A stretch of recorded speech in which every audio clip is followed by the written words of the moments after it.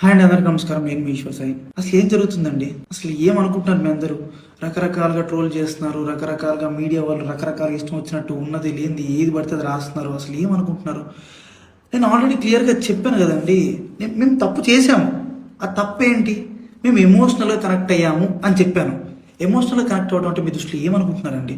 అసలు ఆ రోజు అక్కడ ఏం జరిగింది మీకు తెలిసిన 10% మాత్రమే. 90% మీకు తెలియదు. ఆ రోజు ఏం జరిగిందో మీ అందరి ముందు నేను పెట్టబోతున్నాను. ఆ రోజు మార్నింగ్ నాకు షూట్ ఉంది. ఎర్లీ మార్నింగ్ 5:30 కల్లా మేము లొకేషన్ కి స్టార్ట్ అయిపోతాం. నేను 4:15కి నా రూమ్ లో లేచాను. ఆ టైంకి అసిస్టెంట్ అనే అతను నా వాష్రూమ్ లో ఉండటం జరిగింది. నేనేం చేశాను, నేను మాధురి రూమ్ కి వాష్రూమ్ యూజ్ చేసుకోవడానికి నేను వెళ్ళాను. ఆ టైంకి నాకు మాధురికి ఆ లీనియన్స్ ఉంది. మీకు ఆల్రెడీ చెప్పాను కదా, మేము ఎమోషనల్ గా కనెక్ట్ అయ్యామని చెప్పి.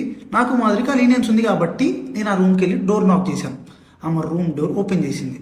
ఆమె రూమ్ డోర్ ఓపెన్ చేసి నేను డైరెక్ట్గా వాష్రూమ్కి వెళ్ళిపోయాను. ఆమె క్యాజువల్గా ఆమె రూమ్ డోర్ లాక్ కూడా చేయలేదు. రూమ్ డోర్ ఓపెన్లోనే ఉంది. ఆమె క్యాజువల్గా బెడ్ మీద కూర్చొని ఫోన్ యూజ్ చేస్తుంది. అదే టైంకి మా వైఫ్ వాళ్ళకి ఎవరో రాంగ్ గైడెన్స్ ఇచ్చారు, ఎవరో అనుమానాస్పదంగా ఏదో చెప్పారు. ఆ టైంకి సేమ్ రూమ్కి వచ్చింది, రూమ్ డోర్ ఓపెన్లోనే ఉంది. ఆ సిచ్యువేషన్లో మా వైఫ్ ఆవేశం వల్ల ఆమెకి ఇష్టం వచ్చింది చేసింది. అక్కడ ఆ సిచ్యువేషన్లో ఆమె ఇష్టం వచ్చింది చేస్తుందని చెప్పి నేను మాట్లాడే సిచ్యువేషన్లో కూడా లేను.